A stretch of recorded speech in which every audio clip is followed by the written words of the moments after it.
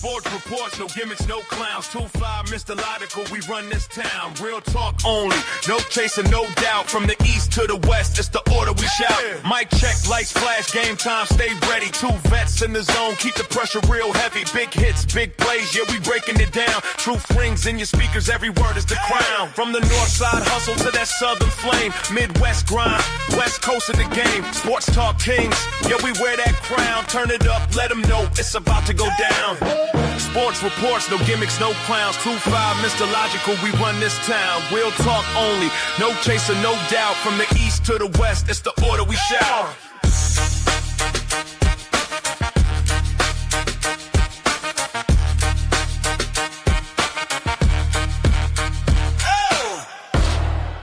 It's about to go down. Yes, you are now listening to the sounds of Sports Reports is Ordered. As you can see, he is Mr. Logical. I am 2-5. We got a lot of football reaction to get into. A new coaching change that we didn't anticipate. Some of us did. Y'all said it wasn't going to happen, but we're going to talk about it anyway because it did happen. You know what I'm saying? But do me a favor out there, y'all. Like, review, subscribe, share, rate, do all the free things. Do all the good things. Liquid death in hand. And, of course, we got some college football and a little bit of NBA for you as well. But we're going to take it right from the top. Mr. Logical, for the last couple of weeks, we've been talking about, hey, is this it for Mike Tomlin? Is he going to be shown the door? And then you made the comment the other day, like, I think there's going to be a mutual parting of ways, to which I got into those TikTok arguments and people are like, y'all are just trolling. And here we are. It's Tuesday. How Mike we trolling? How's that a troll statement? Mutual parting of ways. That is the least troll statement in the history of talking. People are just slow. Yeah, so sorry. Mike Tomlin's out, man. What's your reaction? I'm not surprised because I think he understood. Like, listen, I've been here a long time. It's 9 years in a row without winning a playoff game. They're going to be rebuilding again with another mystery quarterback, either Will Howard, who's on the team now, or some guy they get in draft, or if someone wants to work a deal, bring in Tua. Defense is getting old. It's like, all right, do I want to go through another offseason of doing this? Keep my been doing it for 19 years. I did 21 years, 8 months and 28 days in the Air Force.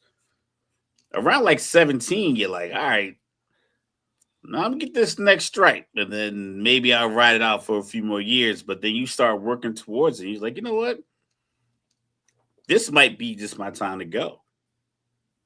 And it's like you can enjoy it, but I think in the same sense, going out the way they went out, and it doesn't look like there was optimism on the horizon. So let me let you guys get a fresh start, because I don't think they would have fired him, because it's just not the Steelers' way. We talked about they're looking for their 4th coach since 1969. Meanwhile, a team out in Nevada is paying like 5 or 6 coaches since 2020. So he probably knew they weren't going to get rid of him. 10-7, another year above 500. So he probably was like, you know what? I'm going to help you guys out and help you rebuild and then give myself a fresh start, whether it's just not coaching football or not being on the sideline. Maybe he just needs that. You know what I'm saying? Because 20 years is a long time to do one job in one place. Well, I'm glad you brought up military careers, because it actually made me think of my military career.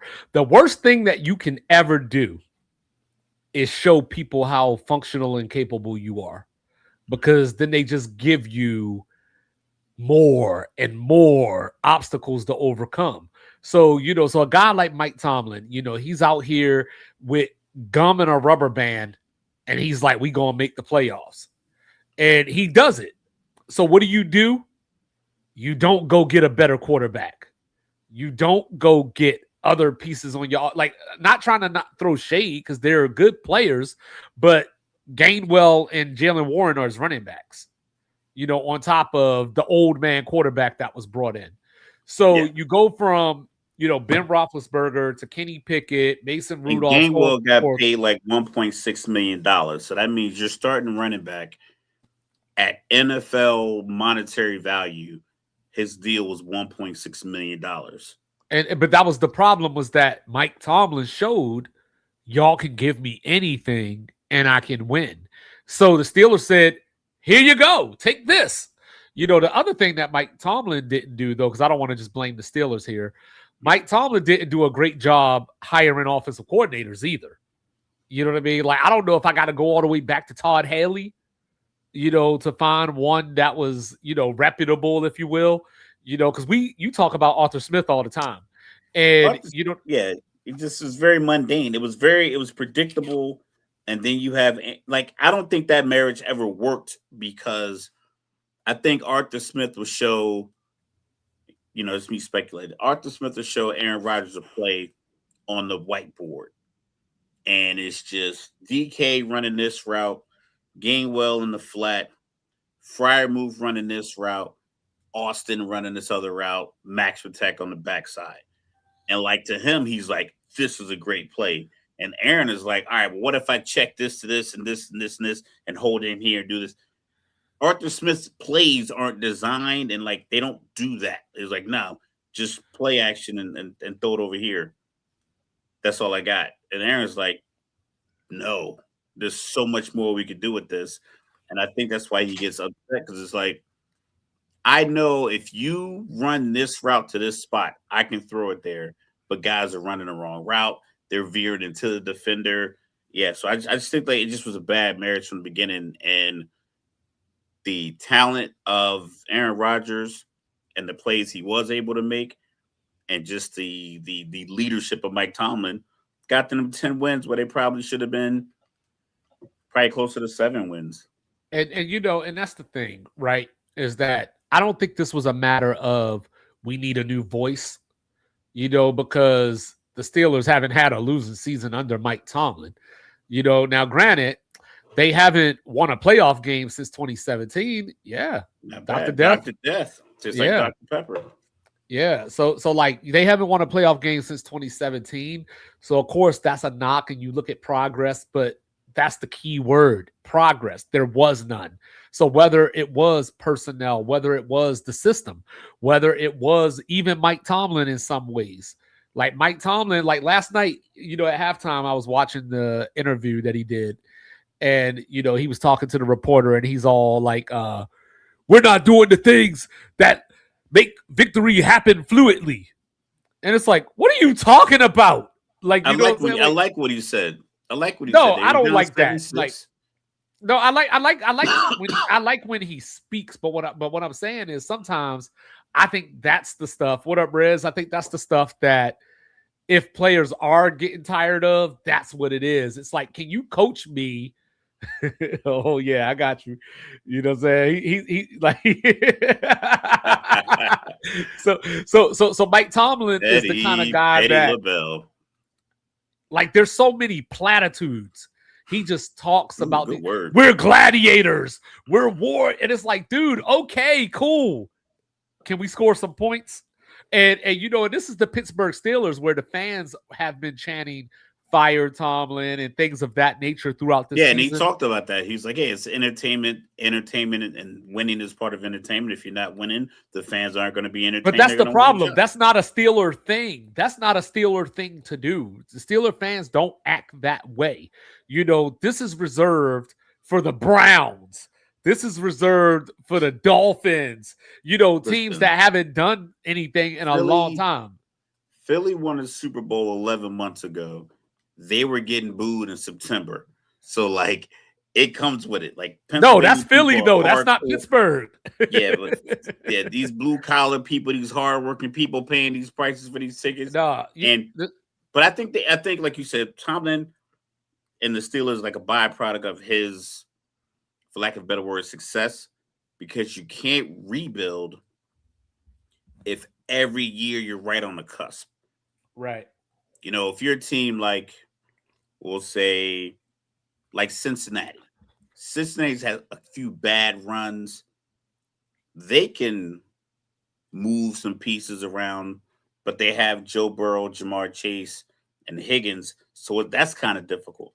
But if you're like the Raiders can just get rid of. They can clean house, bring in whomever, and maybe it works. The Steelers were never able to do that because they were always just, if we get the quarterback right next year, we're gonna be good to go. If we get this defensive tackle and these two guards, we can continue to play Steeler football. And then what happens, like they got these guys in through the draft, the free agency, or what have you, and it didn't elevate the team.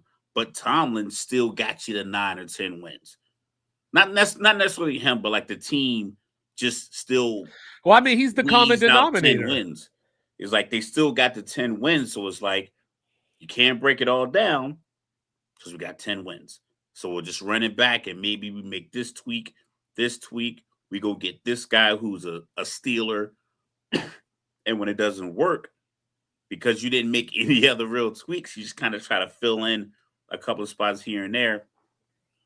I think getting rid of Pickens was a bad move. I think they should have figured out a way to have him and DK. And I know, like for me, the thing about it is all the stuff that you're talking about, these personnel decisions and things of that nature, that's where I've been sitting on the last couple of years, is that if I was Mike Tomlin, I might have wanted to step down 2 or 3 years ago myself on some, this is what y'all going to give me.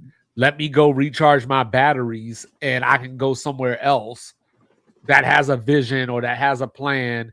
You know, well, yeah, the GM is the common denominator, but Mike Tomlin's been there the whole time too. And I've been making this argument. I'm glad you said that, Rez, because I've been making this argument ever since the beginning of my days on the hot box. You know, I've been making this argument that a coach of Mike Tomlin's stature should be able to dictate. You know what I'm saying? Maybe dictate is the wrong word, but you understand what I'm trying to say. Mike Tomlin should be able to walk into that GM and say, this is what I think we need. This is what I want. Some coaches have final say and some GMs don't. And I don't know if he does or doesn't. I'm assuming that he doesn't, because I would think that he wants better than he's received in the last couple of years. They figured out the defense. Like I said, I don't think, like I said, I think it's the personal move. So like I'm not really blaming anybody involved. I'm just saying, like, I am. If you are, because they're successful, because they're winning the division, they're up there, they're making playoffs, they're making these good runs. I'm not sure if Shador, because you didn't really have to fight for him. You probably could have got him in the 4th round. I don't know but if they didn't. But that's the point. Got him.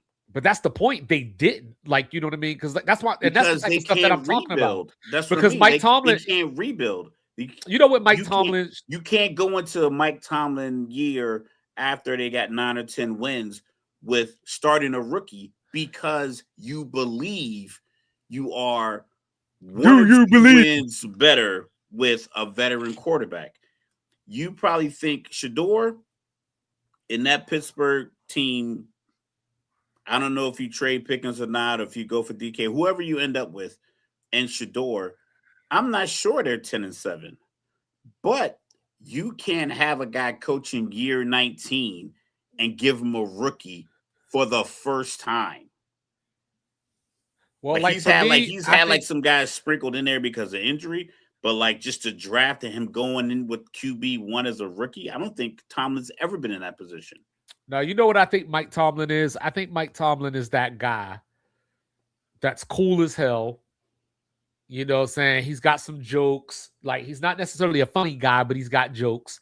You know, he's awesome to be around, awesome to talk to. And then when he gets in that building, he's like, we have a structure. Mr. Rooney, so-and-so. And he doesn't go. And I don't think he challenges enough against that grain because, and I don't want to do before I say what I'm about to say, I'm not trying to do a race thing.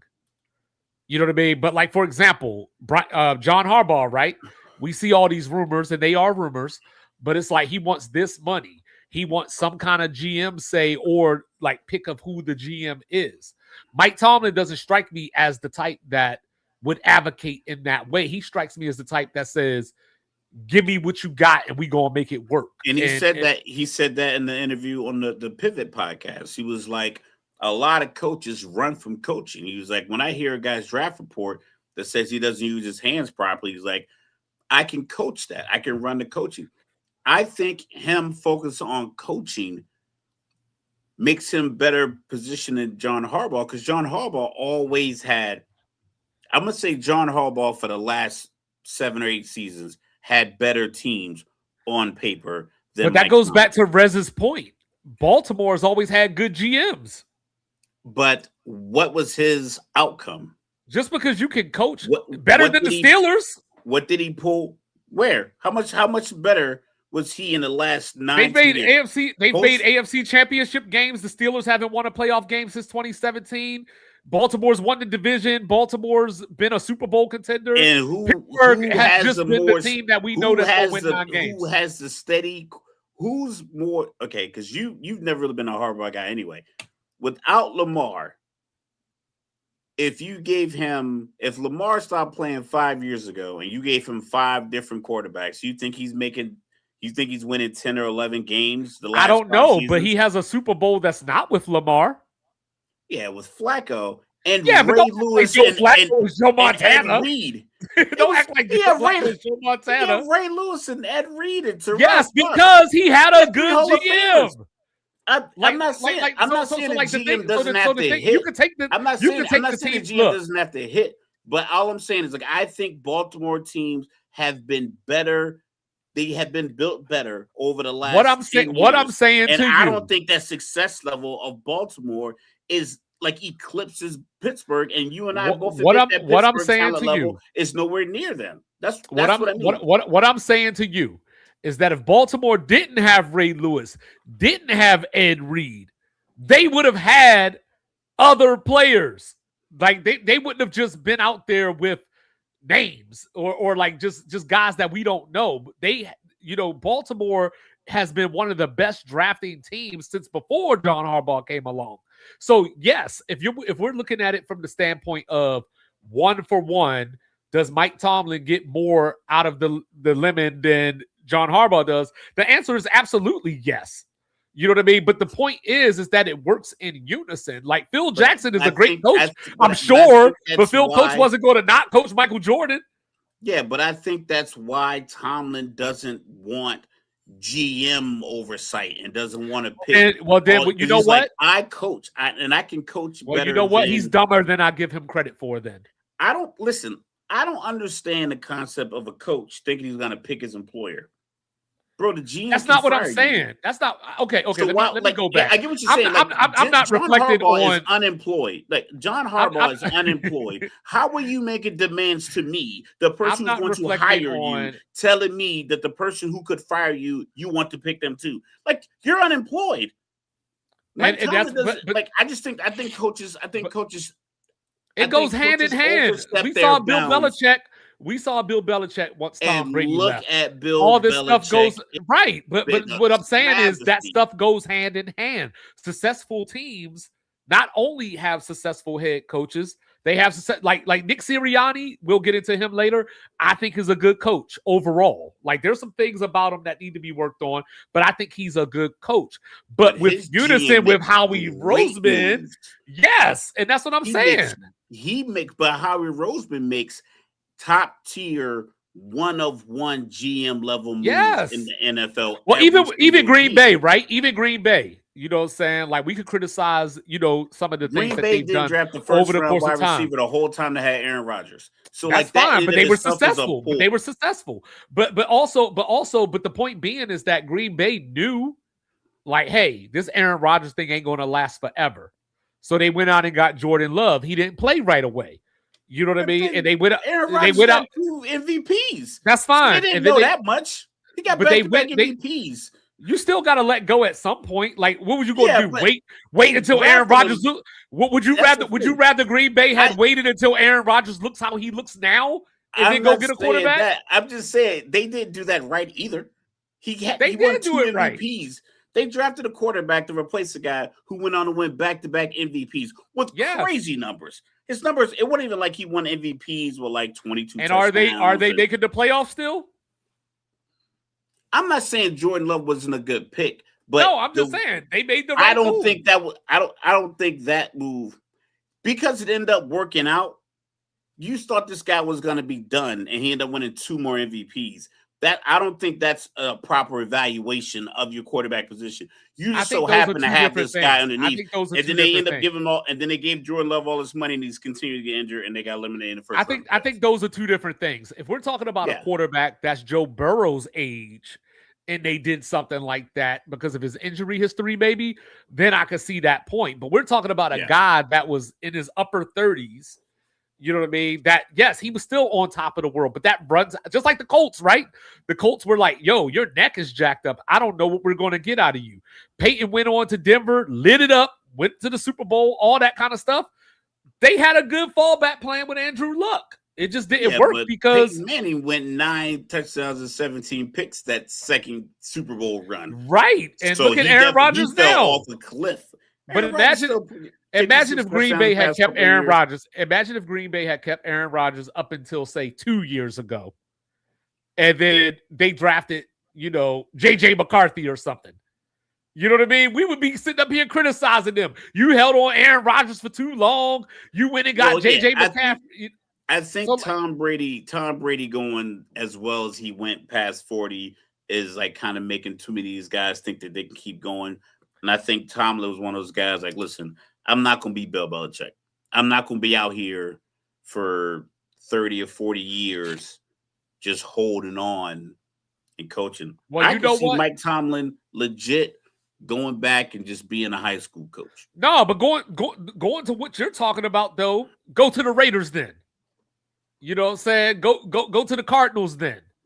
The Raiders, the problem with the Raiders, and I think for any coach, the Raiders are going to get a first-time head coach because they're so poorly run that a regular season head coach should say no to that job. I don't know why Pete Carroll said yes. But if Mike just want to coach.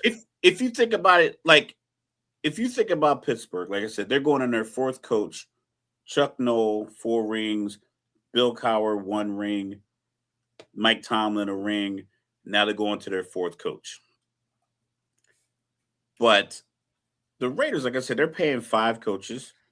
The Titans are firing coaches left and right. The Falcons are consistently firing coaches. Baltimore, you see the video of the Baltimore owner when he found out that Mike Tomlin stepped down. Mm-hmm. He was like, whoa. And they would say, what do you think of that? He was like, I mean, if Harbaugh takes the Pittsburgh job, then maybe we'll think about it. Well, maybe we'll put him on the list or something like that. But like talking about getting, but that would be a fun experiment for what we were just talking about, wouldn't it? I tell you this, Derrick Henry would not go a 4th quarter without getting the ball 10 times. Derrick Henry will not go until lead the game 12 carries, 44 yards, 0 carries in the 4th quarter at any time under Mike Tomlin. Right. But yeah, another coach is out. Who's that? Oh, that's the OC, and the guy's gonna take all the blame for Philly's offensive struggle. Right. Kevin Patullo. Kevin Patullo. Yep. There's and this is something I think it's thoughts a little on much. that. It's a little much, but I saw something like a driving range has a picture, like a golf driving range has a picture of him. You could like hit the golf ball into it. I'm like, calm down, people. It's football. Kids game. It's football. The thing that always that has bugged me all year long, and I've mentioned it multiple times. I figured that the talent, as we talk about X's and O's and Jimmys and Joes, I just thought that the Philly talent would just break through. Shout out to Rez for riding with his team. But I just thought that having those guys available, getting the ball in the hands of so many healthy, dynamic players would just ultimately overwhelm the 49ers' decimated linebacker core. Because they were starting their 5th, 6th, and 7th linebackers. Those guys could probably be ranked. If you think about all the teams that have linebackers, they could be like maybe the 90th to 95th ranked linebackers in the league. Because, I mean, like they're really deep on the depth chart. I'm like, okay, they'll take advantage of that. I saw a play where A.J. Brown dropped the slant, and they went for it on fourth down. Dallas Goedert came the other way, caught the pass. So I was like, all right, they're probably going to run these mesh concepts and these drag routes across the middle, making these linebackers who haven't played a lot have to pass off. Devontae going one way, Goddard going the other way, Dotson going one, like just having to be able to pass that off for the rest of the game. You can get Jalen in his bag where he just throws a lot of like one read, short routes, Saquon at the backfield. I just thought that they would understand, like, okay, this is how we beat a team that's playing. Like Kendrick is an experienced guy, 11, 12 years in the league in the middle. He's probably going to be good and get given direction. But he was going to have to do it every single time. And, like, put him in that action. It's the same thing with basketball. Like, if you got a guy who can't guard off the pick and roll, put him in that action. Just eventually, yeah, he'll show properly once or twice. Maybe he'll make a good defensive I told you move. I'm happy about Trae Young coming. Don't do that. But I'm saying you could just keep working that mesh point, and eventually someone's gonna either get loose over the top or just keep catching those drag routes for 8, 9, 10 yards. I felt like it was a simple concept. And then on that fourth down, they had 3 timeouts, 4th and 11. I was like, don't call a timeout. The clock's running down. Don't call a timeout. Don't call it. Just either take the penalty or call the play and run it. Because either way, you need all 3 of those timeouts to potentially even get the ball back if you don't get this fourth down. They called the timeout. They go over to the sideline. And it's Sirianni, KP, Jalen Hurts. Everybody's talking, but no one was like looking at the offensive coordinator for like, hey, this is what I want to do. It's like they made the call and they were all he looked like a bystander. Like it didn't look like he was making the call. Like they were standing in this circle and he just like in this little triangle and he just was holding the thing. It was like he was agreeing with them. I'm like, dog, you're the offensive coordinator. So then they come out and run 4 verticals and Jalen throws it to the first guy. He throws it to his first read. I'm like, it was 4 white shirts right there. So nothing underneath, no check down. It just was like it just was a microcosm of how bad the year was offensively, that sequence. So that's why he lost his job. So let me so look, I got thoughts on this, and you kind of confirmed some of my thought with our previous conversation. Mike Tomlin just won a coach, right? So I think that when we think of coaching, obviously the first thing we think about is developing players. Correct. But you got to develop your coaches too. You know, Kevin Patullo's a first-time offensive coordinator. He's been a passing game coordinator, but he's a first-time offensive coordinator. Nick Sirianni, previous offensive coordinator before becoming the Eagles head coach, right? Jalen Hurts has had, this will be what, 10 or 11 different, I think it's about 12 since college. Straight years, yes, with a new offensive coordinator. At some point, you got to build stability. You know what I'm saying? That's first and foremost.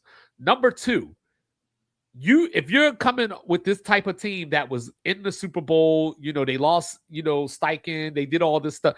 You can't keep hiring these coordinators with no experience. You got to go get you a coordinator who can manage the game, who can, you know, calm down the troops, get things right as they should be. You know what I'm saying? So I blame Sirianni for all of this. I'm not looking at Kevin Patullo as you did something wrong, because I don't know how much control or how much scope he had anyway, because like I said, with Jalen Hurts, the problem is that you keep trying to cage the bird. You know, Jalen Hurts is not going to be your traditional structure quarterback that just plays from the pocket and just, like, he's too talented in that way. Coordinator's job is that's the head coach's job, to give the offensive coordinator, this is what I want to see, make the game plan. There's no way they went to that sideline and said, hey, 4 verticals, nothing underneath, throw it to Goddard in the middle of the field. Well, you're talking about now. I'm talking about from day one. Like, as the season has gone on. As the season's gone on, every single person on Philly radio, on the podcast, and our conversations and the post-game interviews, everyone was saying the same thing. Yes. If I cook scrambled eggs for my kids every morning, and every morning I put heavy cream in it and too much garlic salt, and they tell me, hey, Dad, we don't need this heavy cream and this garlic salt. Can you just go a little regular salt and pepper, scramble the eggs up? And I come back the next day and I do the same thing. And they're telling me, hey, we don't want it this way. They did that every weekend. Yes, and that's where Sirianni, as the head coach, either needs to fire him. As the person doing the job, you should recognize that, like, you're getting clear guidance on what doesn't work. He obviously doesn't know what he doesn't know, or he just doesn't have the. No, I'm saying like he does, or he doesn't have the concepts. So that's the head coach's job for the betterment of the team to either fire him sooner, since you were an offensive coordinator, you fire him during the season and you take over play calling, or you do a better job and bring in a coordinator that has shown that he can run multiple things with multiple different types of quarterbacks. When you have a team this talented, like if you're going to hire a Kevin Patullo, that's where you're talking about a team like the Raiders or somebody like, hey, we're just growing together. We're letting this happen, and you're just going to take your lump. I got a rookie quarterback, but I got a seasoned coach. Right. I'm not letting Sirianni off the hook. And he better be careful before his job be on the line next year. I think Sirianni's attitude, I think his front-running attitude, and this, I think he's a Boston guy. I think he's like one of those. I think he's a masshole. Let's see here. One of these tough guy Northeast. He's from Jamestown, New York. Yeah, so he's one of those like these Northeast tough guy Italian dudes. And listen, I get it. You got Dom with you, and you think that kind of Dom is a security guy. You're the coach. You're not the tough guy. When he ran up on AJ Brown, I'm like, if you weren't holding a clipboard, you're not running up on AJ Brown. If you didn't have that job, you're not running up and screaming in that man's face. What can Brown do for you? You know what I'm saying? Brown but to find his ass somewhere else. And next year, Nick Sirianni might find his way somewhere else too. But hold up. Oh, yes, he's on a short leash. He's on a very short leash. So let's talk about the winners here. So the 49ers got a wide receiver that was higher rated in high school at quarterback than Joe Burrow, Lamar Jackson, and Sam Darnold. I don't know how high school, matter of fact, I don't know how high school rankings work. You know who the number one quarterback in that class was? You will never guess. Just go ahead and say you don't know. Christian Hackenberg. Jarrett fucking Stidham was the number one quarterback in that class. And Jawan Jennings was higher ranked than Joe Burrow, Lamar Jackson, and Sam Darnold. Who were the winners, Logical? Listen, the winner is Kyle Shanahan. The man's a genius.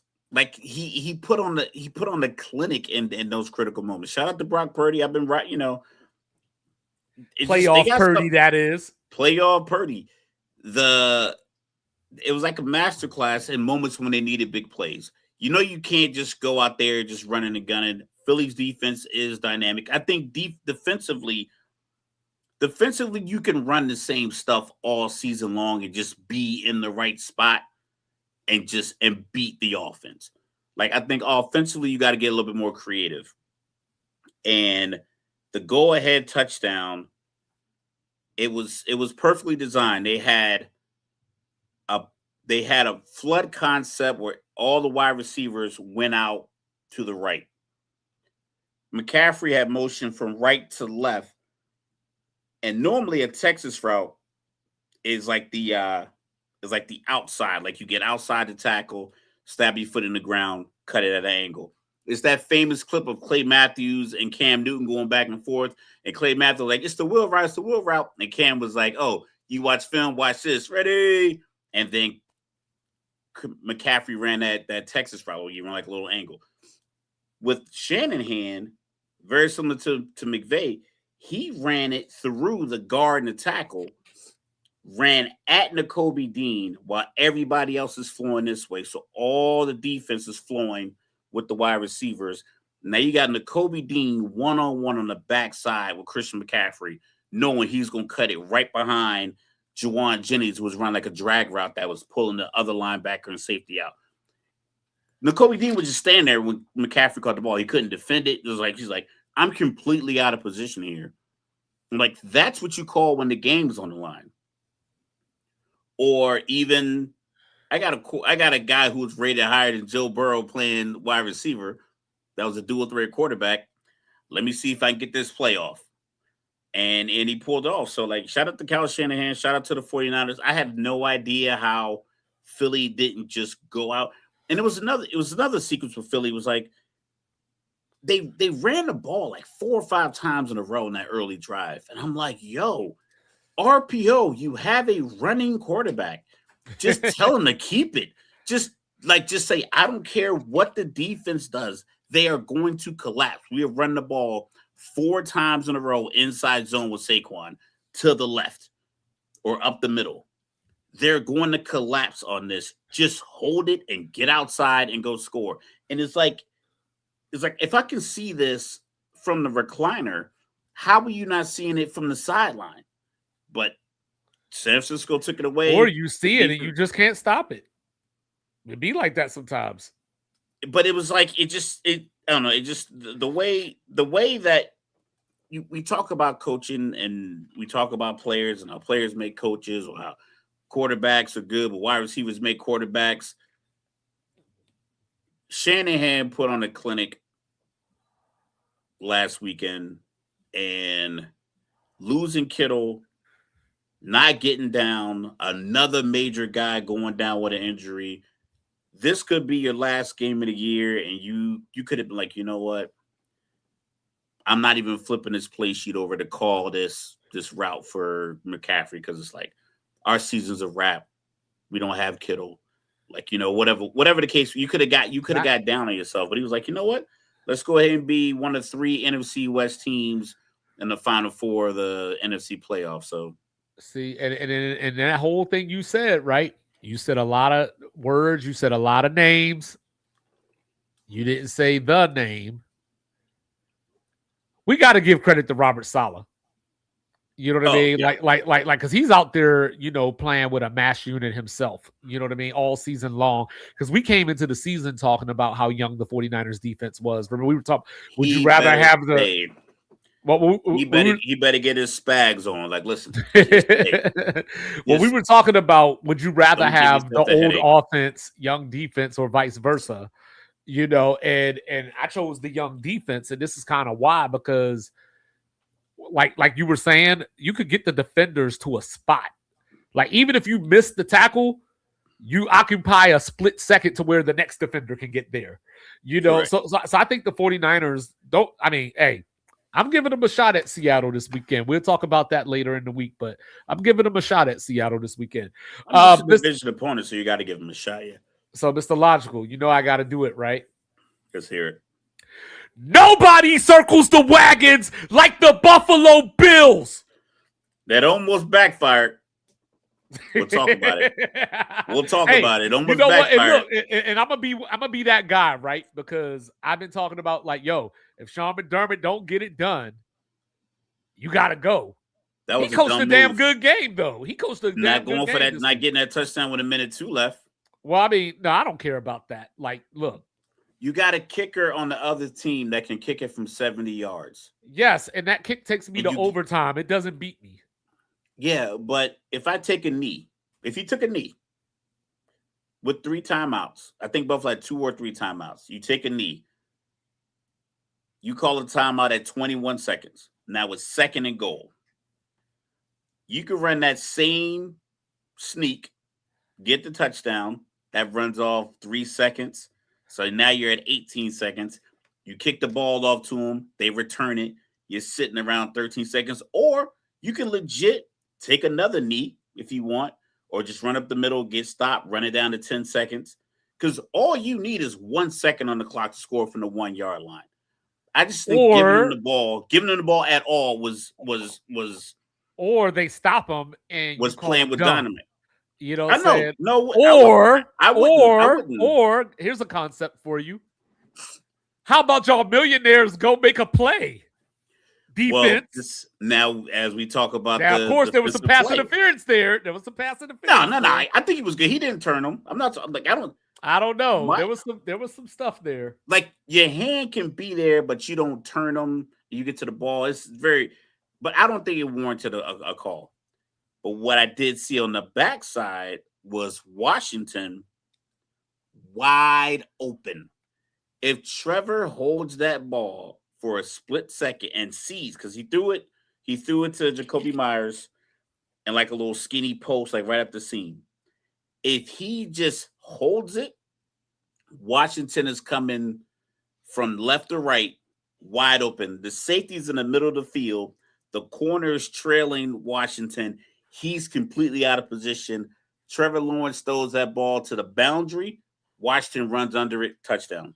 Like if McDermott's fired, and McDermott's fired, straight up. Like I don't know if you lose that way. If you lose that way, yeah. like I don't know if you can pull it up from that angle. Like if you want to pull up YouTube, but I'm like, what I'm talking like because I saw it in the replay because when you see the original replays from the far end zone, right? You see Tre'Davious White hit the ball in the air, and then you see Washington like throw his head like damn, like because he saw the interception happen. I was like, okay. And then I saw it from a different angle. He was going to be wide. It was him and the coaching staff. That was all that was over there. And the mascot waiting on him in the end zone. It was so wide open. That's why I was like, don't give him the ball back. I would at least run. I would have run a play just to get the clock under a minute. Just because the kicker has a leg. He can kick from the 50-yard line. Why do these offensive coaches always got to get so cute? You know, Jacksonville averaged about 7 yards a carry. And then Liam Cohen was like, hey, we're going to get into a shootout. Like, we just going to go to the OK Corral right now. Me and you know, turn, quick to draw. Dude, you were averaging 7 yards a carry. Like, just run the ball, run the clock. And if we know anything about Josh Allen, he's going to force something. So now, like to your point, the other way, if I'm Jacksonville and I got the clock running, now I'm forcing Josh to be precise and quick. And he's going to do something. But the thing is, he found Brandon Cooks. Like, they had him. Yeah, where'd he come from? So, a lot of Utah Utes making plays in that Jacksonville-Buffalo game. Go game. Utes. Devin Lloyd. It's when they talk about it's a game of inches, Lloyd came through clean on the blitz. But because Josh Allen can run, he like shuffled to like get his bearings so he can apply the hit.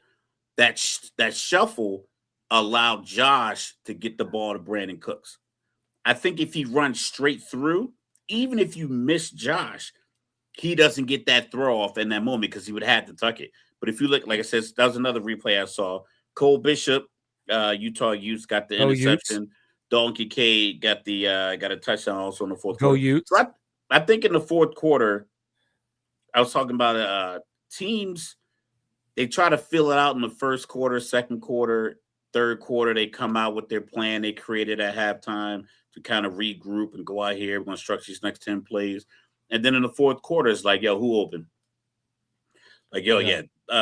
Like, who are they attacking? Newsom. Mm-hmm. I think Josh, they went to the huddle. All year. Yeah, they went to the huddle and was like, yo, this dude is he's looking the wrong way on every route. Yeah. I appreciate it. But yeah, so he just was just that. I think they just recognized this guy isn't locked in.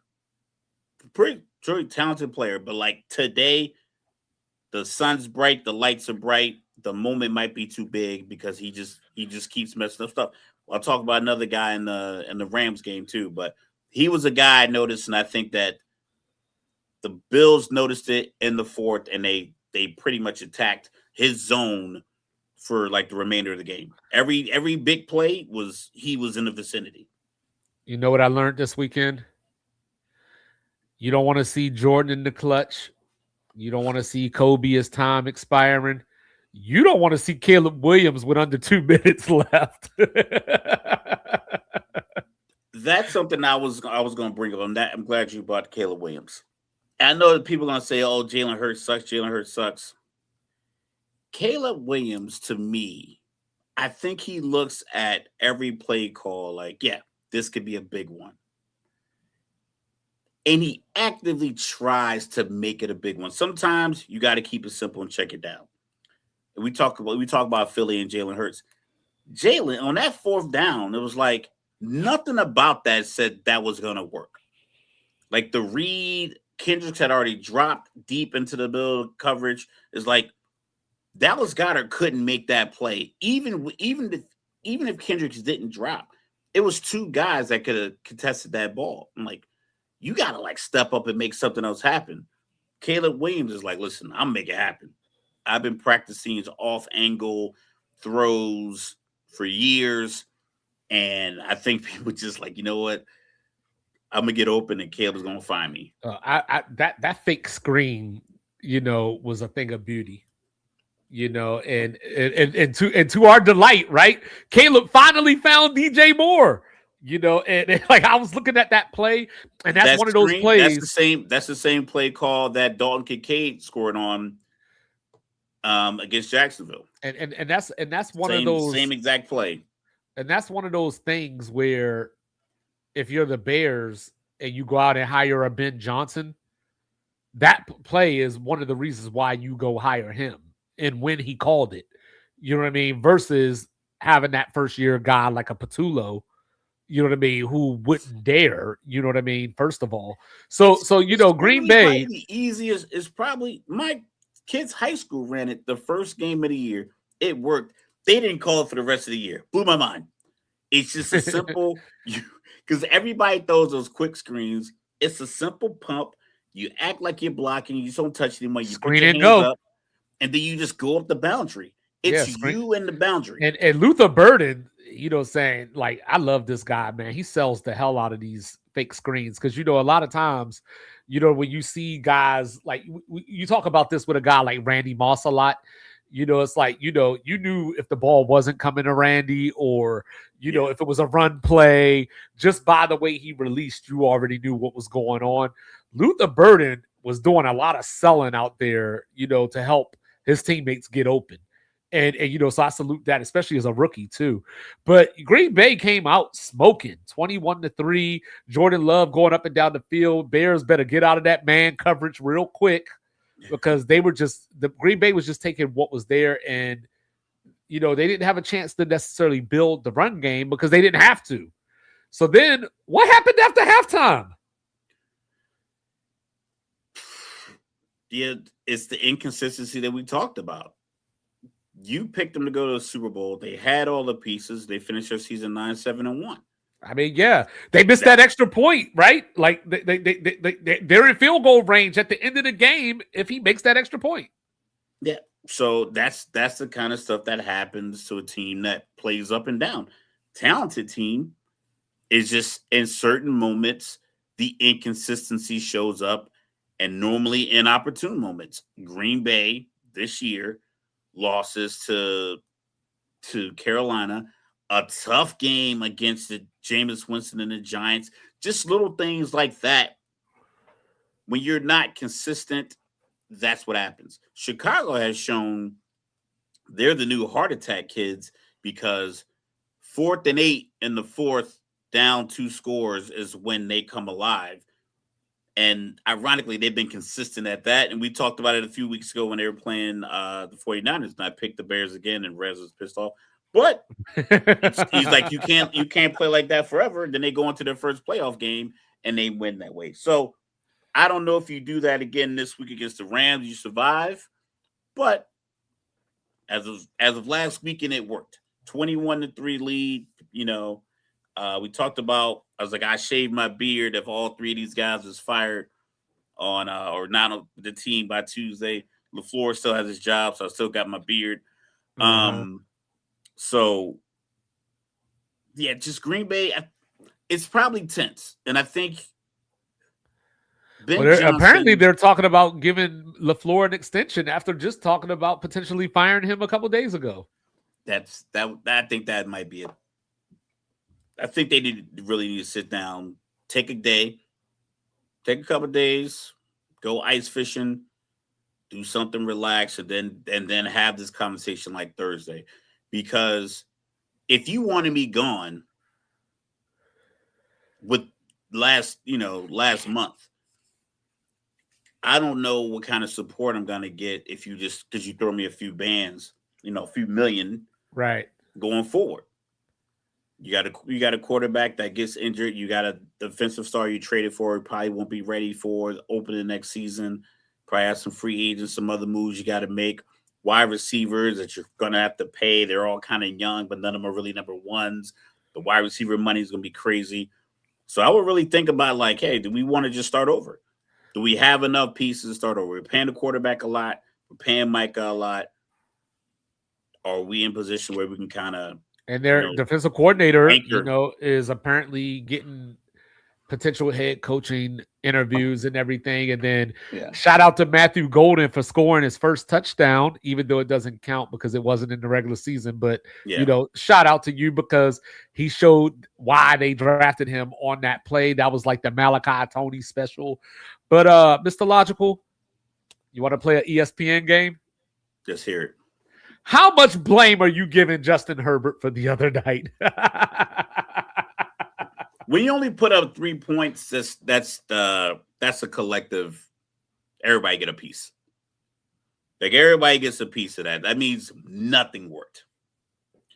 And then they fired their offensive coordinator today. Yeah, but they fired the offensive line coach as well. Yes, we talked about it. Those guys. I don't know, Pro Football Focus. I don't know what their rating system is because, like, one game, Geno Smith had like 100 less passing yards than Mahomes, but he was rated higher than Mahomes.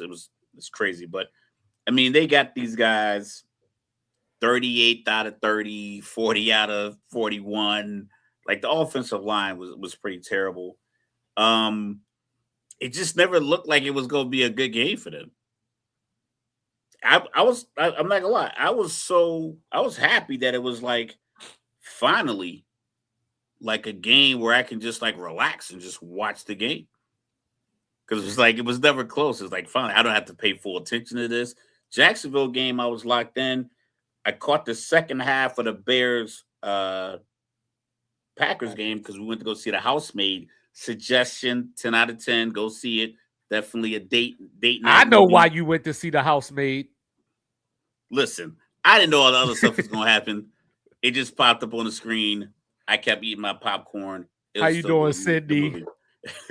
Hi, Sydney. But so the New England game, it just shows how important it is to just win in the trenches. I thought that was Harbaugh's special, but hey, that's a lot to make up for.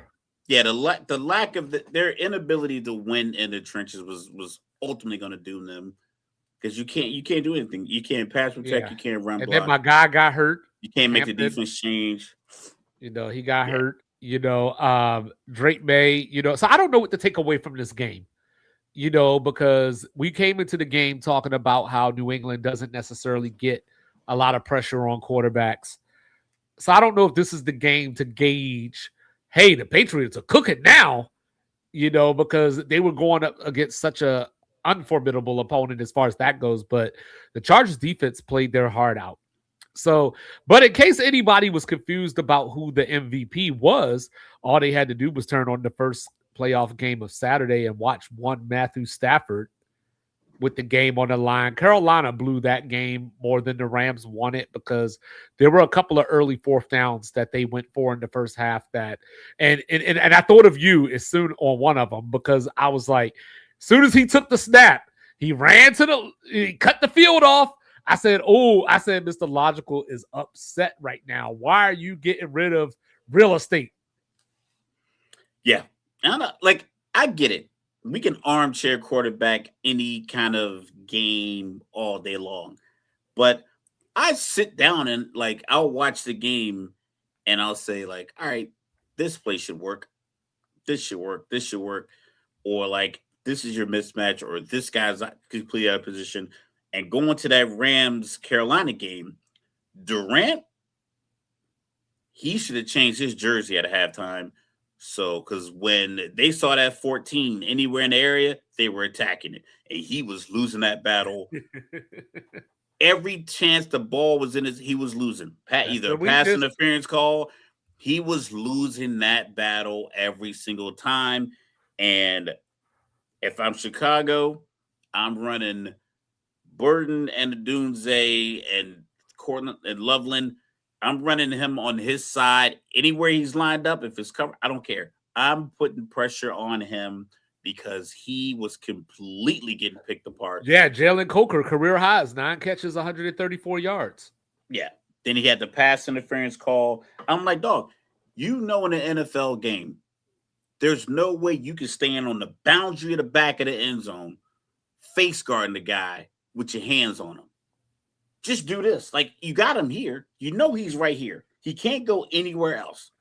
So you got him here. Just do this. But he was like, nope. And then he was like, what? I was like, just turn around. So you can't go anywhere. He can't get it anyway from you. You can't go over the top. The pass has to come through you. Just put your hands up. Yeah. So he was getting, so who were you going to talk about in this game? You said there was somebody that you was going to get that was Durant. Yeah, that was him. Okay. That was the guy. Like, he was, like I said, because him and Newsom were kind of getting that same treatment where it was like you're just a half second out of position. Your head's turned the wrong way. You went with the wrong guy for a little too long, and they started figuring it out, and they just were like just kind of going after you. Yeah, Stafford great showing for Carolina. Yeah, great showing for Carolina. Because you had just beat the Rams a couple of weeks ago. So besides the playoffs, they had all the motivation to come out there and try to embarrass you. You went down early. You got off the mat. So, like, I think Dave Canales has been doing a great job. I know they finished 8-9, so that's not necessarily something to brag about. But if you're Carolina, you're ready for next season now. Mr. Logical, you're ready for next season for sure. So let's switch gears for a second. I ain't asked you this question beforehand, so here we go. Let's hear it. Is college football, do they really want Indiana to win the title? Yes. Tell me more. Because you can now add monetary requests in your negotiation. The SEC gets to negotiate their TV deal because they can basically line up 5 teams every year and say, hey, these 5 teams are somewhere in the mix of top 15 in the country.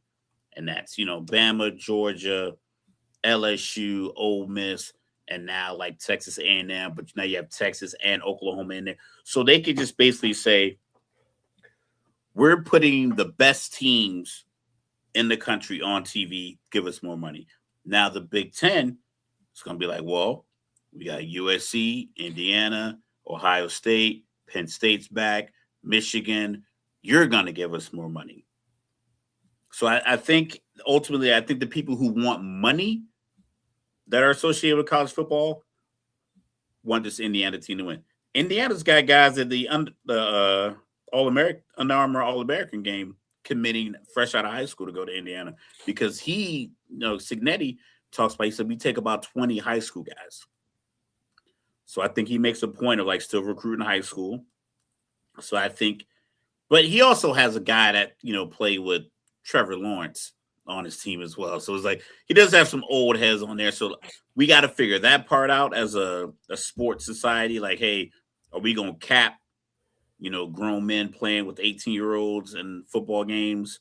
I mean, we're going to put it, because you have to be 3 years removed from high school to go to NFL draft, but yet you're going to allow handfuls of 25-year-olds to play on collegiate teams and not let 20-year-old Jeremiah Smith go to league. So it's like we got to figure that part out. So, But I think Indiana winning, I don't think people are mad about, because I don't think it feels like a Cinderella just because they're beating the brakes off of your top teams in the last few weeks. but I think that's my problem with it, is that they should be talking about Indiana as a Cinderella.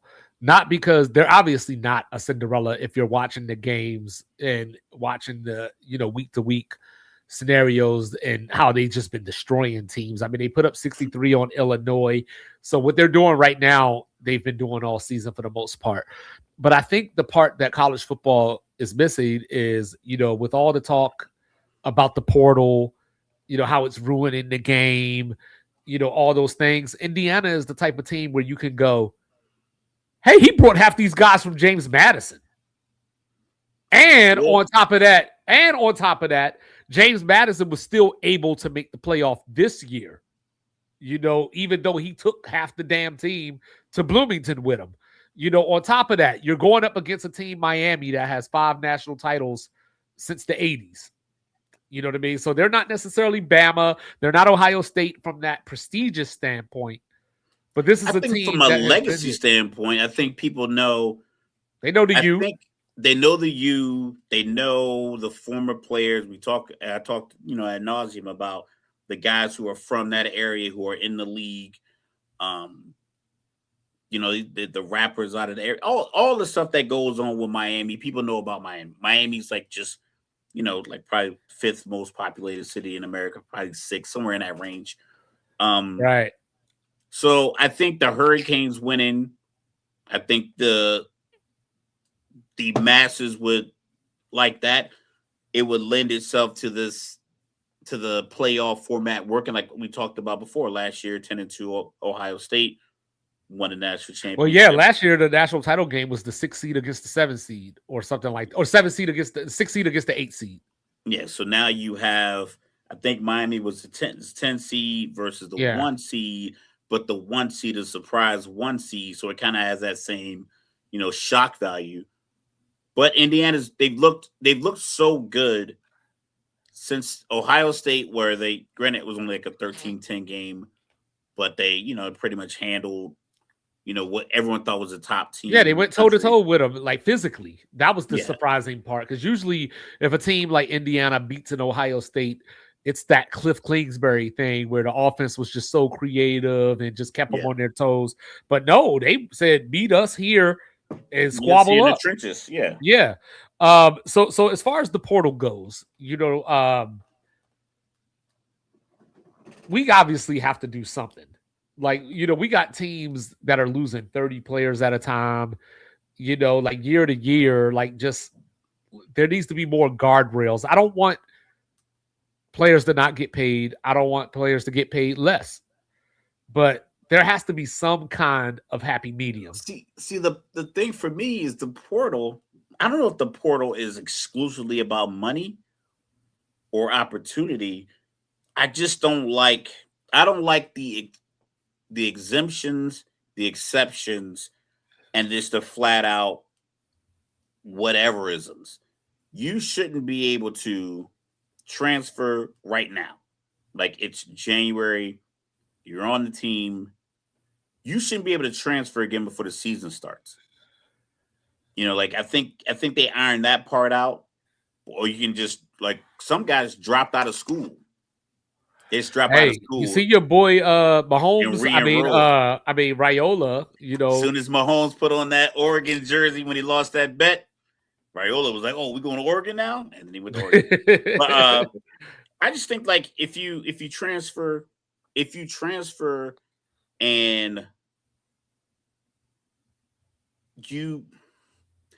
you accept the transfer as a school. So if I get a guy and he plays 1 year, he gets 1 transfer just on a whim. If you accept him, then the team and player have to have a 2-year binding contract, unless a coach gets fired, something like that. But if you sign up to go play at LSU with Lane Kiffin, you and him agree to 2 years, and he can't replace you on a whim and get rid of you because now that puts you behind the 8 ball because you're supposed to be looking out for the player. The coaches can't be selfish, and then the player thinks it's some allegiance. We talk about the guy from Texas, wide receiver that had a I was just about to bring that up, Parker, because it's like, oh, we're bringing in more guys. He's like, yo, I'm on scholarship. I'm here.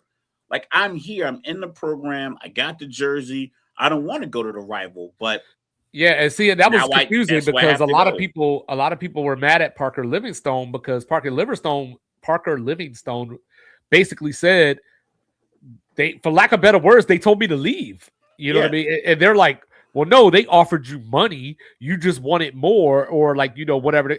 And then they go get the best wide receiver in the portal. So it's like, well, what do you want me to do? You're number 5. We're bringing in 6 guys. Probably not going to retain you. So I think there's a seedy underbelly to the transfer portal. Texas is building. I just think that, like you said, there has to be. You won't be able to catch everything because we remember that conversation we had with Jay Paterno. He was like, as soon as we heard about the rule, we find a way around the rule until they make the rule to saying we can't do the thing that the loophole we found. Right. So there's going to be something. I just would like more surety. They got to line it up better with the bowl games. That's why you got to play the bowl game early because I think colleges start like the 20th of January. So long as the season's over by the 5th of January, and if guys going to transfer, they can enroll in classes, get their money straight, whatever the case may be, start that semester at this new school. But yeah, everybody getting in a transfer portal, that's a byproduct of stuff. You got to have your own independent group of people around you that are really teaching. Like I said, my son's 16, going into his senior year of football, and he's having conversations with coaches, and they're telling them, hey, we're only taking this many kids out of high school. We're doing a lot of transfer, you know, and it's disheartening that, you know, he wants an opportunity to play college football, but the business aspect of it is already kind of getting in his way, and there's nothing he can do about it. He can just perform as best as he can as a senior, but yet they'll let a guy who's 24 just stay, you know.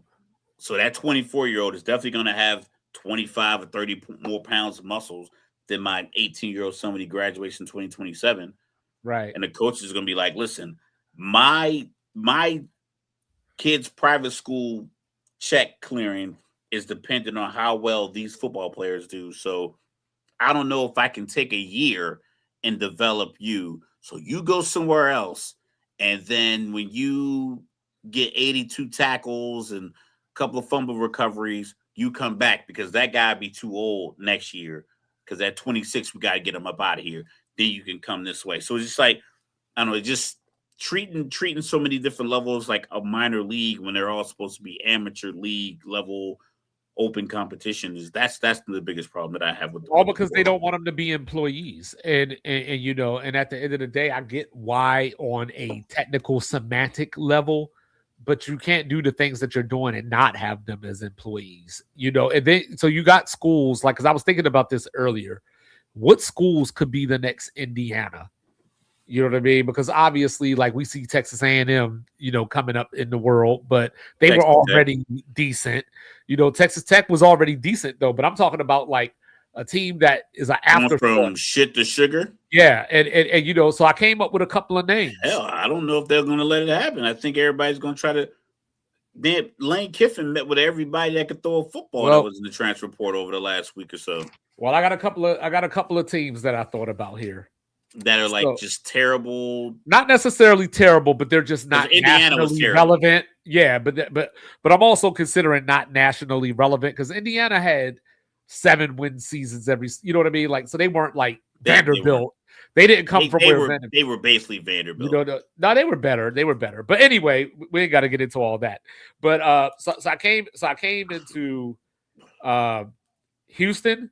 You know, they made the bowl game this year. They did beat LSU. You know, I've been talking about Coach Willie Fritz, but then I'm like, hey, Mark Cuban came through with the dump truck for Indiana and said, do with this what you will. And coming into next season, Indiana went and got Josh Hoover from TCU. They went and got Nick Marsh, who's one of the best wide receivers in the Big Ten from Michigan State. So Indiana's not going to miss a beat, right?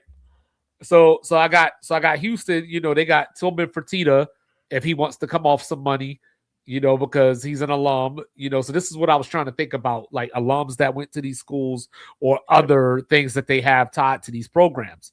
According to 24/7 last year, UVA had the 14th biggest NIL budget. And we saw what they did this year. So maybe they could keep that going.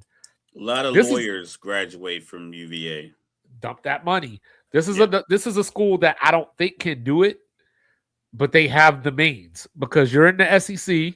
You got your Bamas, your Georgias, so on and so forth. But you also got John Calipari coaching your basketball team because of donations from Walmart, from Tyson's Chicken. You got Jerry Jones as an alum. You know what I mean? Arkansas, I need to see something. I need to see something. Who you got? If you because you don't let A&M take your spot. You know what I mean? So you got Houston, Arkansas. And who was your other one? It was Virginia. And then Virginia. I also had. I got two more. So this is not a homer pick. I know, I wore the hat the other day, but why is Maryland not to Under Armour what Oregon is to Nike? Kevin Plank, who started Under Armour, went away, came back. He's only 53 years old. Phil Knight's 87 or 88. There ain't no reason that Maryland shouldn't be better outside of the fact that they just won't fire Kevin Loxley or Mike Loxley. I'm sorry. They won't fire Mike Loxley. So when I look at it, they went and got Malik Washington at quarterback last year, and he stayed. They don't got to have Nike money, but they got something. I get yeah, you're right. They don't have Nike money, so they can't go get the mass players that Oregon. They got 50 million. They got. I'm sure they do. I'm sure they do. But Maryland is a school that had Stephon Diggs and Jared and like all these guys. So you could get Maryland generally has one or two guys. Deontay Banks, they get one or two guys, but like why can't Maryland get 5 or 6 guys? Stanford or Cal doesn't have like Silicon Valley guys on there. Oh, I'm sure they do, but Stanford and Cal are also very education centric. Like Stanford is great in all the sports, swimming, golf, all that kind of stuff. So I think they're okay with their profile. You know what I mean? And there's been talks that Stanford might drop down, far-fetched. Those are rumors though, but you know what I mean? But the other team I was thinking about is not in a Power 4 conference. But I was thinking to myself, could USF become what UCF was? Now they lost their head coach, this offseason. So we'll see how that goes for them. But those are a couple of schools that I thought about. I think Nebraska and Georgia Tech have a chance when it comes to money but they're not down there in the bottom that like we were talking about. But those are just other schools that I had on my mind. All right. So with those 5 teams, right, you would need a Signetti and his core players. They probably have a great cornhole team. They probably have the team that plays the beach ball when they hit the ball into the net, or a frisbee team. So you're saying who could be the next Indiana? Yeah. Where does Signetti and his 20 players come from? Like what school is that? If you think it off the top of your head, like how he came from JMU to Indiana. Like, is there a team or coach? So I like. So the problem is that this school needs to put more money into their athletics. Because we were talking about this. We argued about who was the better job, Virginia Tech or UCLA. So I like Bob Chesney out at UCLA. And guess what? He's bringing some team. Yeah, no, he's bringing I'm talking about for these 5 teams. Oh, out of these 5. Out of these 5 teams, like where do they pull their Signetti from? That helps them get like, so you got Maryland gets the Under Armour money, and they go get JMU's coach again and pull his players? Do they go get Tulane's coach and pull their players? Like who So a lot of those guys, just moved. North Texas lost their coach to Oklahoma State. Memphis lost theirs to Arkansas. South Florida lost theirs to Auburn. So it might be a minute before we see something like that again, because now you got to still build these coaches up. You know what I mean? And that's why, like I said, UCLA got JMU's coach. Tulane's coach went to Florida. So, like, a lot of those guys are already spoken for. Yeah, so, you just need to find the next Cignetti who's going to be able to do it. It's going to be tough because I think another byproduct of Cignetti's success and the subsequent exemptions and waivers and extended eligibility is that coaches aren't even going to allow you when North Texas coach got a job. You said he went from North Texas to what school again? To Oklahoma State. Oklahoma State. He should probably already have a bus of his top 15 players from North Texas to go with him to Oklahoma State. But what happens is everybody else comes in and they pluck off those 15 players before he can load them up on the bus and get them to Oklahoma State. So he's going there. He might be able to convince a couple of people. But now that Cignetti has clearly shown that, hey, I could take the best players from a team that isn't as stacked traditionally, but I got a lot of 23-year-olds on this I'll team. give you, and people. I think when the next guy next year, let's say one of these Power 4 schools like SMU. SMU is an ACC now. But say, like, you know what? You want to get to the SEC, you want to get one of these SEC jobs that might open up next year.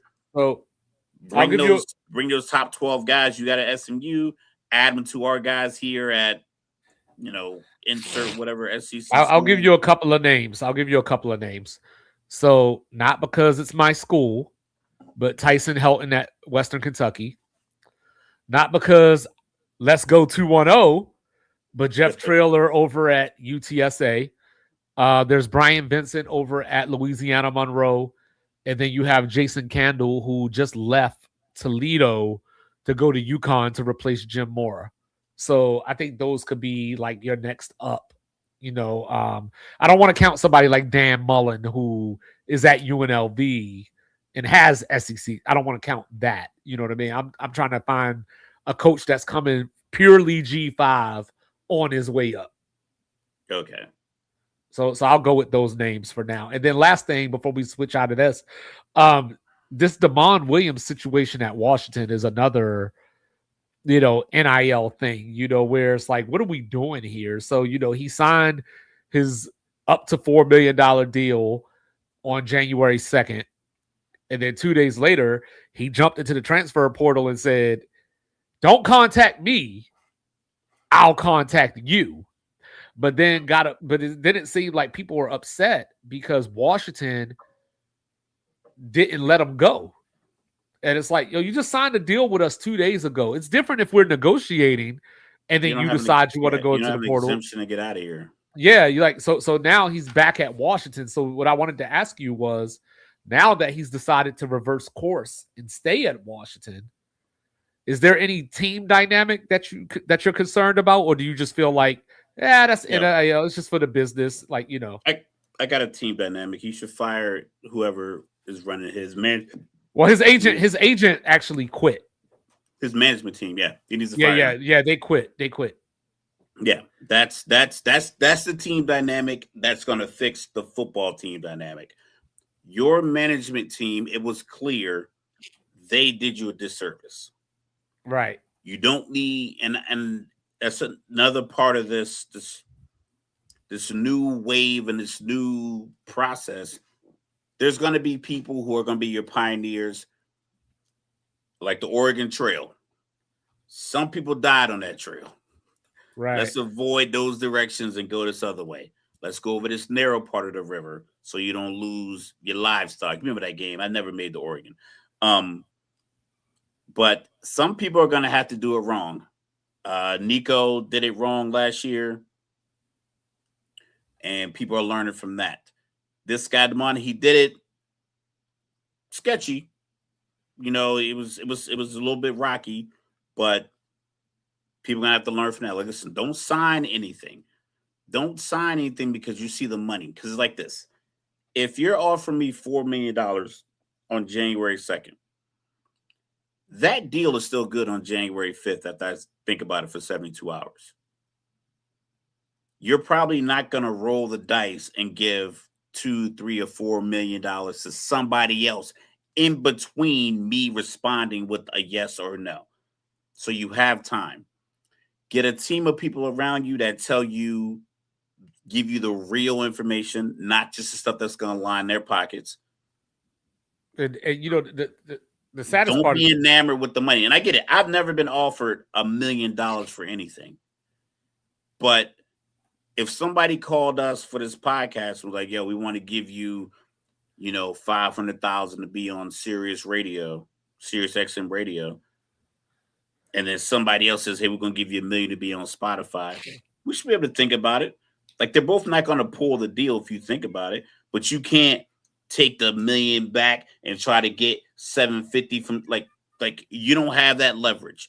And I think sometimes I believe these guys have people in their corner that are using them as pawns because I got 5 of you. Right. I got 5 quarterbacks. I'm going to get 10% of all of these deals. I need you to sign this $4 million so I get my $400,000. And then I'm going to manage the rest of your money. So like they're already counting their pockets before they even factor in how it affects you and your team dynamic. Yeah, and the worst part about it, allegedly, is that he didn't meet with anybody before he made this decision. And the Instagram post came out as they were mourning Mia Hammett, the soccer player that passed away. So that wasn't a good look either. But Mr. Logical, before we get out of here, we got to talk a little association, right? We got to. So Ja Morant might be on the move. Apparently, Miami is where he wants to go, according to Rachel Nichols. We talked about that. We got OKC and the Spurs right now. OKC with the 22-point lead. So I guess this Spurs problem ain't really a problem. But Anthony Davis, we were talking about him potentially getting traded. So it sounds like we're down to a couple of teams. So I've heard Atlanta, I've heard Milwaukee, but he's going to miss some time, with this hand injury. He's got some ligament damage. But the thought is he'll be back for the playoffs. So I was thinking about this. These stories are they need to confirm it because 6 hours ago, the New York Times says he won't have surgery. 17 minutes ago, so it looks like he won't have surgery. Okay, so that's new. That's new to me. That's new information. Yeah. So it's like he won't have surgery. But even with that being said, evaluated in 6 weeks. Yeah, so he's Valentine's Day. That's right. That's damn near March 1st. We're at the 13th of January already. Yeah. So with that being said, what I was trying to get to was, if you're the Bucks, what are you doing? Like, you know what I mean? Like, you're really going to bring in Anthony Davis, or, they've been tied to Ja Morant as well. So let's start with Ja Morant. You already got Giannis, who can't shoot, who, has the ball all the time. And you want to bring in another dude who can't shoot, has the ball all the time, and is a nuisance. You know what I mean? And then, if you're bringing in Anthony Davis, you just went and got Miles Turner in the offseason. So what exactly? You're just grabbing names. Just trade him. Just trade Giannis. Trade Giannis. Get what you can get. Go get young talent and just embrace the position that you can start over. A lot of teams probably want to start over around a young star. Basketball is one of the few professional sports, maybe soccer, European football, even American soccer. But a lot of Americans, like the MLS teams, they get like an older former European player, and that's what catapults them from the bottom of the table to the top. European teams normally load up. Like they keep a guy from the time he's 16 and their other teams or their borrow guy that loan him out to another team. And then when they get to the top of their league, they got 3 or 4 like of the best guys from multiple countries on one team. That's what they do there. The NBA is one of the few leagues where having one dynamic young guy can change the whole feeling of your team, and then you can build around them. Milwaukee's in that space where it's like, yo, you got your chip less than 5 years ago. Embrace it, blow it up, and get young. It's not like there's not a bunch of young basketball players. It's not like you're going to be out here like, man, I don't know what I'm going to do.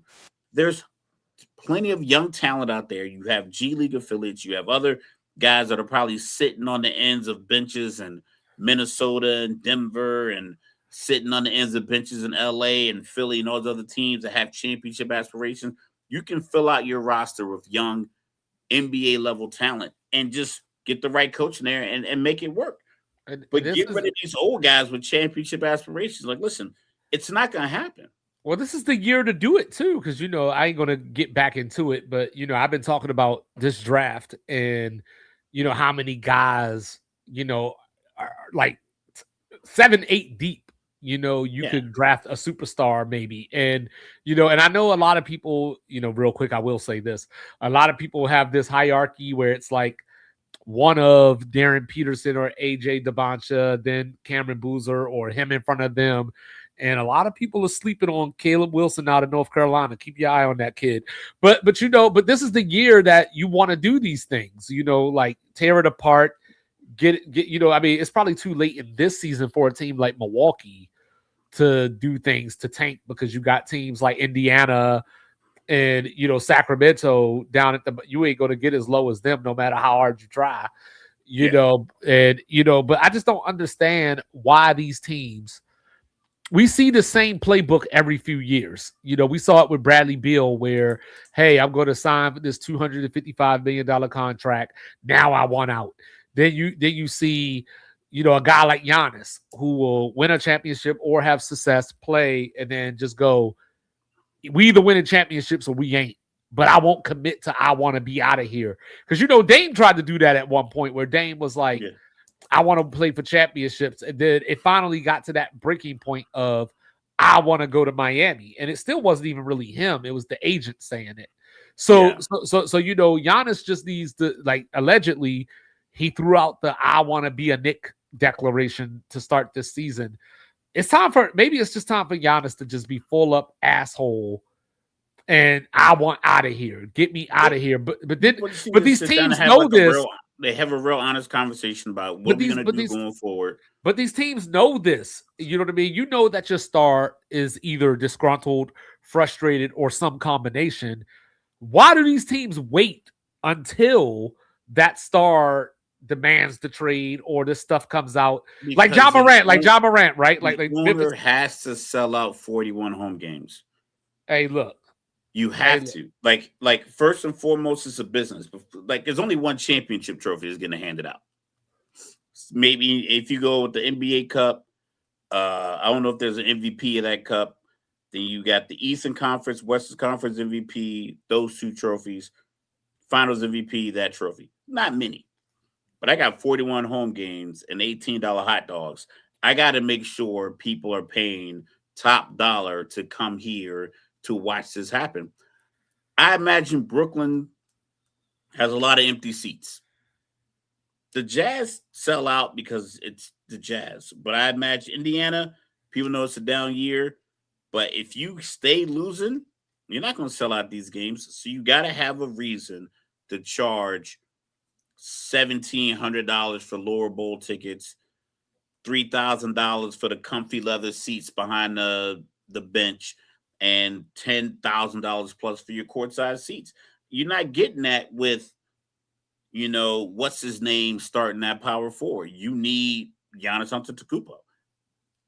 And that's why they don't make these moves. And then other teams know, like, we don't have the assets to give up to get Giannis. And if we get Giannis, we're not a championship contender. And it's like, is blowing up my team worth it to make sure that I get this guy who won't win a championship, which is what he wants. So speaking of that, you know, I mean, how about the Rockets going like this and seeing the Phoenix Suns above them? Did you see eBay the other day? Nah, did he cut somebody out again? We can't be relying on on this old man. 37-year-old.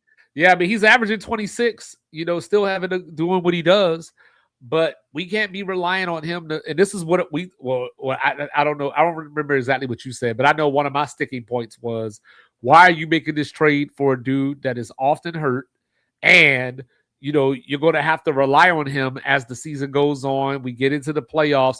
You're just putting minutes on those legs because the rest of your team isn't good enough, which the Rockets were the 2 seed last year, you know, but you got a guy like, say, Amen Thompson, who is like that close to being a star. But then I didn't understand them moving off of Jalen Green. But he's shooting 19% from 3. You know what I mean? Then go lay the ball up. Stop shooting threes. And get in the paint. Work on your free throws, get to the rim, get fouled. Like, this is not what you do, homie. That's not your lane. But I think teams, once again, it's the same thing that's happening with the Giannis deal.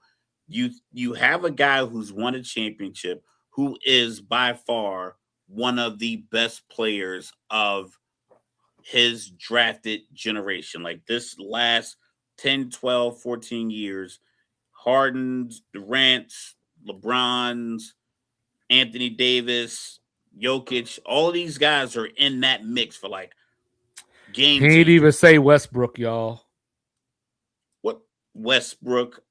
Now you got SGA doing his thing, a little bit of Embiid. So you have these guys that are just ultra dynamic, and they are better than most of the other players. Like, most of the guys that went to the Olympic team, Steph Curry. And, you know, to be fair to Houston, Tari Eason has missed double-digit games so far this year.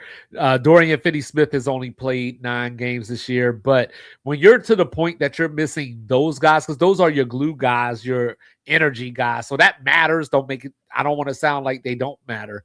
But if you're falling apart because they ain't playing, you got to look at the rest of this team. The league I think they look at these players with like this great nostalgia. And I get it. Giannis is a great basketball player. He's had a great career. I don't count all like, oh, he only had 1 chip. It's difficult. Like, it's a lot of basketball games. Like, they play 82 games and then they got to win 16 more over the course of like 2 more months. It's a lot of basketball to play. They can play up to 28 games, 28 extra games every year. Then, you know, you got to get your body back right year after year after year after year. And guys are defending you, are getting younger and stronger because you're getting better. So you're getting the best of everybody else. It takes a lot. But at some point, you got to recognize, like, yo, this is not going to repeat. It's not going to repeat. I talked about earlier with Tom Brady playing into his 40s. I think people are looking at guys like Steph, Durant, Harden, Westbrook. Westbrook's kind of gotten a bad rap because of the way, you know, he plays kind of erratic, but he plays a lot of energy. LeBron. These guys are anomalies. 36, 37 to 40-year-olds don't play like this. So if you get a star and you get a chip with him before he turns 31, you better be thankful. The likelihood of you getting multiple chips after 31, limited. You paying him 40, 50, 60 million dollars a year, highly likely. So you have to factor in, do I want to keep doing this, or do I want to start and get my new young star on our team, ball in his hand, on the court, adorn him to the fans like OKC did with SGA. We made our trade. We got rid of Melo and Paul George and Westbrook, and everybody's gone. Now we got the skinny Canadian kid. Can we make something work? And then eventually it works. But you got to be willing to go 164 games of, you know, you might go 60 and 104. But you got to be willing to do that in order to allow these guys to develop, because next season, 65 and 17 is not crazy if each guy can take a 4 to 6 point leap from the previous year. And if you allow them to develop, they could. You hear that, Cream City? You hear that, Cream City? But hey, we will be back. You know, of course, we got picks, and more picks coming up because we got the divisional round of the playoffs. And I got to say it one more time before we get out of here, because in case you ever forget, the one thing that you must remember in this world is that nobody circles the wagons like the Buffalo Bills. You know what I'm saying? But he is the one and only world-renowned, world-famous, cool, calm, and collected. Just like Mike Tomlin, you know what I'm saying, from the mean streets of VA, even though he was born in Texas. He represented New Jerusalem, and he said John Harbaugh is not the answer for the Giants. You know what I'm saying? He is Mr. Logical. And then, of course, down here in the Alamo, I'm your resident statistician, unorthodox that is, going left so much you thought I was southpaw. Quicker than Jake Paul, baby. I am 2-5. We will be back with picks. Enjoy your sports. We love y'all so much. Thank you for your time. Thank you for your support. All the good things. As Mr. Logical, I'm waiting for his salute. There we go. Like, review, subscribe, share, rate, do all the free things, do all the good things. Liquid death in hand. Mr. Logical, why are you making that face? Man, SGA got slapped across the forearms and fell backwards like this. Hey, I saw LeBron do that like 25 times and you ain't say nothing, so I don't want to hear it. Just fall forward. I saw Kobe do that. I've seen Jordan do that. He had the ball in both hands. He wasn't shooting. He was getting trapped at the half court line, and he swung his arms this way, and Steph Castle came and slapped down on his wrist. So he's already swinging, so he could have just fell forward. He fell like with the ball in both hands this way. Wow. What kind of physics is that? I don't know. That ain't Newton's law. That's why I was making that face, like, because I saw it in slow motion and made it even worse. All right, y'all. Sports Reports is ordered. Out. Hey! Sports reports, no gimmicks, no clowns. 2-5, Mr. Logical, we run this town. Real talk only, no chasing, no doubt. From the east to the west, it's the order we shout. Mic check, lights flash, game time, stay ready. 2 vets in the zone, keep the pressure real heavy. Big hits, big plays, yeah, we breaking it down. Truth rings in your speakers, every word is the crown. From the north side hustle to that southern flame. Midwest grind, west coast of the game. Sports talk kings.